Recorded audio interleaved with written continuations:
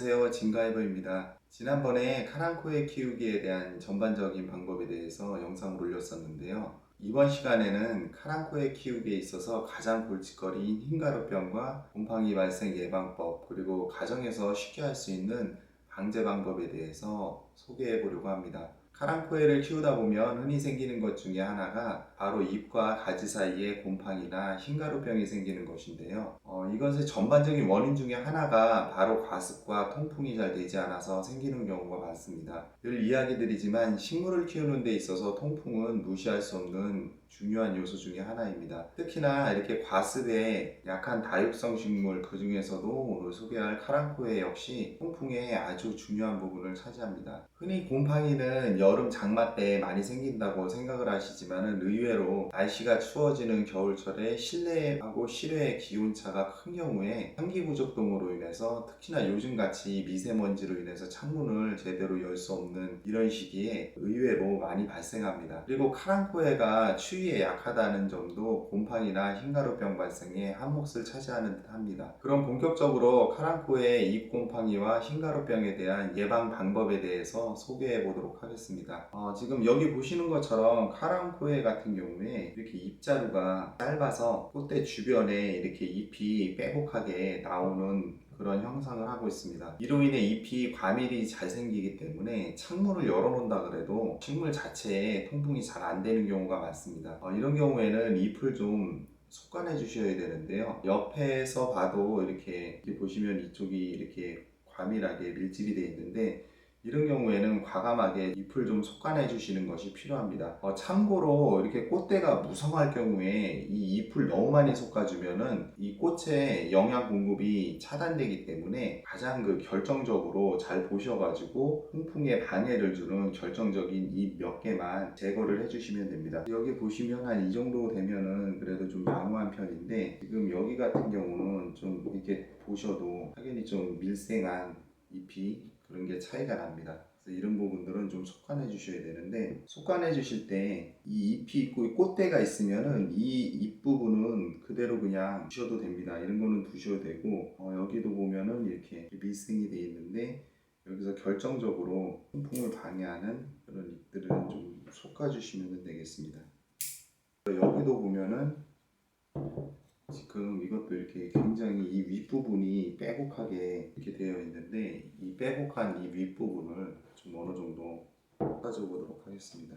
먼저보다는 이런 식으로 좀 통풍이 좀 잘 되게 이런 식으로 솎아내 주시는데, 이 꽃대가 지금 풍성하기 때문에 너무 많이 무리하게 솎아가지고 꽃대가 그 꽃이 피는 것을 방해하지 않도록 적당히 결정적인 부분만 이렇게 솎아주시면 되겠고요. 그리고 꽃도 이렇게 진 부분을 제거를 해주셔서 다른 꽃이 피는데 도움을 주고 통풍에도 도움이 되니까 꽃송이도 진 것은 바로바로 이렇게 제거를 해주시는 게 좋겠습니다. 그 다음은 화분관리법인데요. 화분은 과습에 주의해 주시되 화분 표층에 어떤 것도 있으면 안 됩니다. 예를 들어서 아까 이렇게 진 꽃이 이렇게 있었는데 이런 식으로 이렇게 있으면 안 되니까 표층에 있는 건 다 제거를 해 주셔야 되고요. 그리고 만약에 유기질거름이 들어가 있어 가지고 그 표층에 올라오게 되면은 그 부분에도 바로 곰팡이가 생기니까는 그런 부분도 약간 좀 주의를 해 주시고, 여기 보시면 제가 잎을 하나 제거하고 이렇게 뿌리를 받으려고 그냥 이렇게 던져 놓은 게 있었는데요. 이 잎을 들춰 보면은 보시는 것처럼 이 부분에 지금 곰팡이가 생긴 것을 볼 수 있습니다. 이렇게 화분 표층에 곰팡이가 생겼을 경우에는 이 흙을 조금 걷어내 가지고 새 흙을 넣어 주시는 게 좋습니다. 그리고 다들 아시겠지만은 곰팡이는 포자로 번식하기 때문에 이걸 그냥 두게 되면은 이 화분 전체로 퍼져나갑니다. 그리고 저 같은 경우는 이 표층에 지금 이것은 화산석을 깔지 않았지만은 이건 보여드리려고 제가 이런 식으로 그냥 두어뒀던 거고요. 이런 식으로 표층에 화산석을 깔아줍니다. 이 화산석이 물 흡수력이 좋아서 표층을 항상 건조한 상태로 유지시켜 주는데 상당히 효과가 있습니다. 특히 이 아랫부분 이런 목대 경계부나 아니면 토양 표층에 생기는 곰팡이로부터 식물을 보호해주는 그런 역할을 합니다. 하지만 이것도 단점이 있는 게 이 표층이 금방 물을 주면은 말라버리기 때문에 눈으로 봤을 때 이 화산석이 빼짝 마른 상태라고 해가지고 그냥 무조건 물을 주시게 되면은 이 과습의 원인이 될 수도 있습니다. 그렇기 때문에 이런 화산석이 깔려 있는 경우에는 이 화산석을 손으로 이렇게 약간 제거를 하셔가지고 표층에 흙이 이렇게 드러난 상태에서 이것을 손으로 이렇게 조금 파고 와가지고 수분 유무를 확인을 하셔가지고 그 다음에 물을 주셔야 됩니다. 그리고 안 그러시면 이거 이렇게 들어봐가지고 이 본인이 감지할 수 있는 그 무게감보다도 가벼워졌다 그랬을 경우에 물을 주시면 되겠습니다. 그리고 이 화장석 이야기가 나와서 조금 더 이야기를 하자면은 이 화장석으로 보통 화산석을 이렇게 깔아주면은 미관상 좋기도 하지만은 가벼운 흙일 경우에 흙날림도 막아주고 그리고 식물이 들뜨는 것을 어느 정도 잡아줄 수도 있습니다. 특히 물을 주었을 때 이 화장석이 없을 경우에는 그 물이 옆으로만 그냥 표면이 말라 있어서 흘러 들어가는 경향이 있는데 이 화장석이 있을 경우에는 물을 주었을 때 흙 표면에 골고루 잘 스며들게 하는 역할도 합니다. 화장석도 이쁘다고 무조건 아무거나 사용하는 것은 아니고요. 그 식물 특성을 고려해서 사용하는 것이 좋습니다. 개인적으로 과습에 약한 식물의 화장석을 그 무릅수가 잘 안 되는 마사나 아니면 옥돌 그리고 차돌 등은 사용하지 않습니다. 그리고 토분 특성상 이 토분 표면에 잘 생기는 백화 현상하고 그리고 곰팡이가 있는데요. 이것은 뒷부분에서 좀 다시 다루도록 하겠습니다. 이렇게 기본적으로 화분과 식물이 통풍이 잘 되는 조건으로 만들어 놓으신 다음에 외부적 요인으로 창문을 좀 열어 놓으시거나 아니면은 그 서큘레이터 등을 이용해서 환기를 좀 시켜주는 그런 방법을 사용하시면은 좀 더 큰 효과를 거둘 수가 있습니다. 그리고 이때도 서큘레이터나 아니면 선풍기를 틀어주실 때 식물에 직접 이렇게 센 바람을 쬐어주시는 게 아니라 전체적으로 공기가 순환되는 방식으로 해주시는 게 좋습니다. 그리고 요즘 같은 경우에 그 관엽식물 주변에 가습기를 많이 켜 놓으시는데요. 그 주변에 카랑코에를 두시는 것은 서로 맞지 않는 환경이 되겠습니다. 가습을 싫어하고 햇빛을 좋아하는 환경이 관엽식물과는 차이가 있습니다. 특히 분무기를 이용해서 잎이나 꽃에 물을 주는 것은 하지 않는 것이 좋습니다. 다음은 곰팡이와 흰가루병을 좀 더 구체적으로 예방하고 방지할 수 있는 방법인데요. 바로 베이킹소다를 이용하는 방법입니다. 보통 소독용 에탄올이나 과산화수소 등을 물에다 희석해서 많이 사용하는데요. 이것은 균을 소독해주는 역할을 하는 거고 그리고 실제로 제가 사용해보면은 안전성 면이나 아니면 여러가지 측면에서 경험상 베이킹소다가 더 나은 것 같습니다. 뿐만 아니라 베이킹소다는 효과가 확실히 입증된 부분도 있어가지고 제가 개인적으로 더 추천드리는 면도 있습니다. 예전에 제가 베이킹소다를 이용한 천연살균 살충제 만드는 방법에 대한 영상을 올렸었는데요. 그때 진짜 열심히 준비해가지고 여름 땡볕에 그 벌레까지 잡아가지고 실험실에서 정성을 들여서 찍어서 올렸었는데 잘 안들 보시더라고요. 그 영상 참고해 보시면은 흰가루병뿐만 아니라 각종 벌레 퇴치에도 도움이 되는 영상이니까 꼭 한번 봐주셨으면 합니다. 다시 본론으로 들어가서 이 베이킹소다 이야기인데요.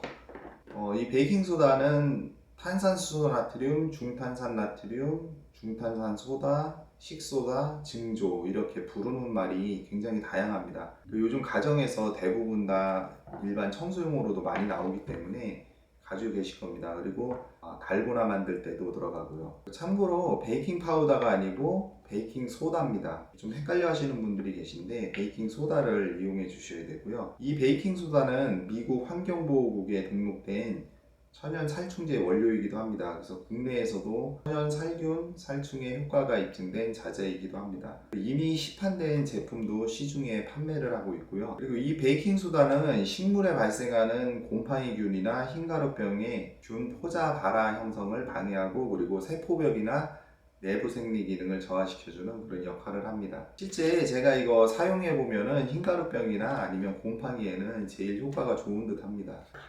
일반적으로 예방 차원에서 사용하실 때는 물 1리터를 기준으로 티스푼 1스푼 정도 그 비중이 약 한 3에서 4g 정도 되는데 충분히 녹아가지고 가루가 남지 않도록 그렇게 해주시면 되고요. 그리고 좀 더 증상이 심할 때는 이 베이킹소다 양을 한 2스푼 정도까지 늘려서 사용해 주시면 되겠습니다. 여기 보시는 것처럼 제가 이렇게 분무기에다가 준비를 했는데요. 이것을 처음 사용하시는 분들은 이 잎 하나 정도에만 먼저 뿌려가지고 한 이틀 정도 후에 이상유무를 확인하시고 이상이 없을 경우에 사용하셔야 됩니다. 이 잎이 만약에 누렇게 고사를 할 경우에는 이 농도가 좀 진하다는 거니까는 농도를 좀 약하게 희석해 가지고 사용하시면 됩니다. 좀 귀찮으셔도 이 패치 테스트는 그 식물 보호를 위해서 반드시 해주셔야 되고, 그리고 경험상 이 정도를 썼을 때 이렇게 되는구나, 그걸 한 번만 인지를 하면은 다음번에 또 잘 활용을 할 수 있기 때문에 꼭 해주시는 것을 권해드립니다. 이것을 잘 이렇게 흔드셔가지고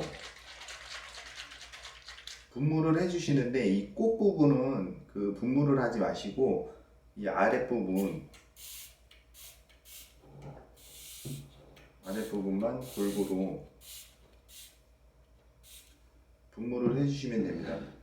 그리고 이렇게 물기가 이렇게 많이 남아있는데, 이 큰 잎들은 이런 식으로 해서 화장솜이나 아니면 키친타올 등을 이용해 가지고 이렇게 닦아주셔도 됩니다. 아니면은 밑에 부분만 있을 경우에는 그냥 화장솜 같은 데다가 이렇게 뿌리셔 가지고 바로 이렇게 닦아내 주셔도 됩니다. 근데 이 안쪽 같이 이렇게 밀생한 부분들은 만약에 이 부분에 생겼다 그러면은 이 부분은 이렇게 작은 걸 닦아낼 수가 없기 때문에 이 부분은 그냥 이렇게 집중적으로 그냥 분사를 해 주셔도 되겠습니다. 그리고 앞에서 그 물주기를 할 때 이렇게 분무를 하지 말라고, 과습이 약하기 때문에 제가 이야기를 드렸는데, 이것은 지금 방제를 위한 목적으로 어쩔 수 없이 하는 거기 때문에 이 안쪽을 이렇게 뿌렸을 경우에는 반드시 통풍이 잘 되는 곳에 이거를 두셔가지고 최대한 빨리 좀 마를 수 있도록 해주시면 되겠습니다. 그리고 이 분무기에 이렇게 하나 만들어 놓으시면은 다른 관엽식물에도 뿌려가지고 잎을 닦아주는데 사용하시면은 광합성에도 도움을 주고, 그리고 잎에도 윤기가 나고 좋습니다. 이거는 꼭 한번 활용해 보셔도 좋을 것 같습니다. 그리고 앞서 언급드렸듯이 화분 곰팡이 부분을 이야기를 했었는데요. 이 곰팡이 부분도 이 없애실 때 이걸 화분에다 이렇게 뿌리셔가지고 이거를 이렇게 닦아주시면 됩니다. 이런 식으로 해서 닦아주시면은 백화가 됐든 아니면은 곰팡이가 됐든 이거를 이렇게 깨끗하게 유지할 수 있는데 도움을 주니까는 이것도 한번 관리하실 때 이용해 보시는 것도 좋을 것 같습니다. 그리고 화분 표면에 그 백화는 탄산칼슘이라서 상관이 없겠지만은 곰팡이는 반드시 꼭 없애 주셔야 됩니다. 안 그러면은 이 윗부분으로 타고 올라오거나 아니면 다른 옆에 있는 그런 식물한테도 옮겨갈 수가 있기 때문에 곰팡이는 반드시 방금 보여드렸듯이 그런 식으로 해서 관리를 해주시고 닦아주시면은 평소에 깨끗하게 관리하실 수 있는 부분이니까요. 그 점 좀 참조해 주시면 좋을 것 같고요. 오늘은 이렇게 카랑코에 키우기에 있어서 자주 발생하는 곰팡이와 흰가루병 예방과 방제 방법에 대해서 이야기를 해보았습니다. 다른 식물에도 적용해서 활용해 보시면 좋을 듯 합니다. 오늘 영상은 이것으로 마치겠습니다. 시청해 주셔서 감사합니다.